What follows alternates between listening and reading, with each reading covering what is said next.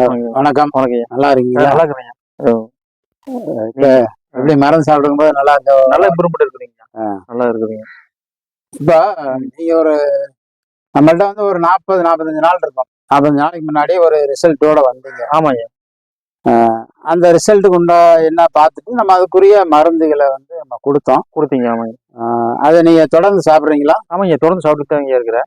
ஐயா கிட்ட நான் வந்ததுக்கு காரணமே வந்து இந்த சிறுநீர் கிரியேட்டின் பாயிண்ட் கூடுறதுக்காக தான் வந்தது. ஆமா.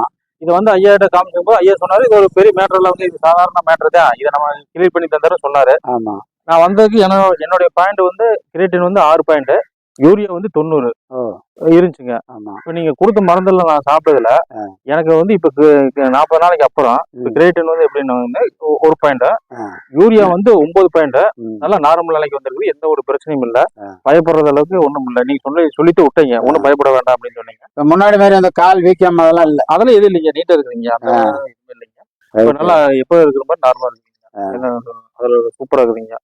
ஆனா வந்து இது ஆஸ்பத்திரிக்கெல்லாம் போனா வந்து ரொம்ப பயப்படுத்தி இல்ல. அதை விடுங்க. இப்ப நீங்க தொடர்ந்து வந்து கரெக்டான முறையில நான் சொன்னபடி வரிசையா அந்த மருந்தை எடுத்துக்கிட்டே வரீங்களா? நீங்க சொன்னபடி நான் காலையில, மதியானம், ஆமா, இரவு 3 டைம் சொன்ன மாதிரி பண்ணிட்டு இருக்கிறதுனால ஒரு நல்ல ரிசல்ட். நல்லா இருக்குதுங்க, ஒன்றும் பிரச்சனை இல்லை. அந்த காலையில நேரம் கத்தால சாப்பிட சொன்னமே அது சாப்பிடுறீங்க? அது சாப்பிடுறேன், கண்டினியூ பண்ணிட்டு இருக்கிறேன். நீங்க எப்படி சொன்னீங்களோ அதே மாதிரி வந்து 3 டைம். இப்ப இந்த டெஸ்ட் எப்ப எடுத்தீங்க? இப்போ ஒரு 10 நாளைக்கு முன்னாடி. 10 நாளைக்கு முன்னாடி. டெஸ்ட்ல வேற எதுவும் சொன்னாங்களா? அதெல்லாம் ஒண்ணு சொன்னீங்க, நல்லா நார்மல்னு சொல்லிட்டாங்க. அப்ப நீங்க என்ன செய்றீங்க? ஆமாங்க. நம்ம இந்த கிட்னி வந்து நல்லா இன்னும் ஃபங்க்ஷன் ஆகிறதுக்காக வேண்டி என்ன செய்யணும்னா, சரிங்க, இன்னும் தொடர்ந்து இன்னும் ஒரு 2 மாசம் நீங்க இதே மருந்த கண்டினியூ பண்ணி எடுத்துக்கங்க. சரி, அப்படி எடுத்துக்கிட்டீங்கன்னா நல்லா இருக்கும். காலையில நேரம் நீங்க வாக்கிங் போங்க, சாயந்தரம் அதே மாதிரி வாக்கிங் போங்க. சரிங்க, ஒன்றும் பிரச்சனைகள் இருக்காது. சரிங்க, நல்லபடியா. சரி. பிரச்சனை இப்பவே எதுவும் கிடையாது.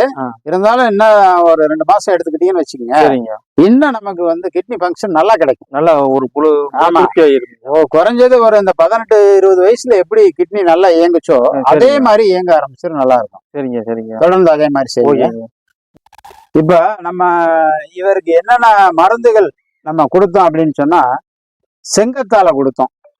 அடுத்து பாத்தீங்கன்னா சாரணையில வந்து வட்டச்சாரணை கொடுத்தோம்.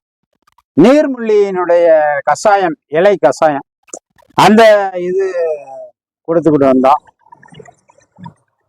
அடுத்து வந்து சங்கு இருக்கு பாருங்க, நம்ம முள்சங்கு, அந்த முள்சங்கனுடைய கஷாயம் கொடுத்தோம்.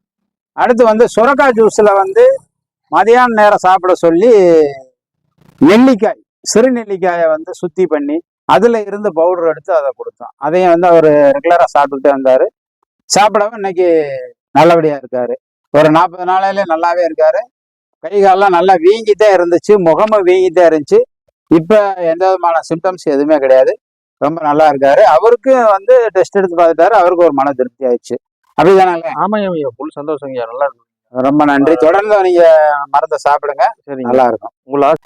அதே மாதிரி இந்த மாதிரி நீங்க மருந்துகள் எடுக்கும் பொழுது பக்கத்துல இருக்கக்கூடிய வைத்தியர்களை அணுகி இதை எப்படி எடுத்துக்கலாம் என்ன அப்படிங்கிற டீட்டெயில் கேட்டுட்டு இது அந்த தலைதானா அப்படின்னு உறுதிப்படுத்திக்கிட்டு அதுக்கு பிறகு நீங்க மருந்துகளை எடுத்துக்குங்க.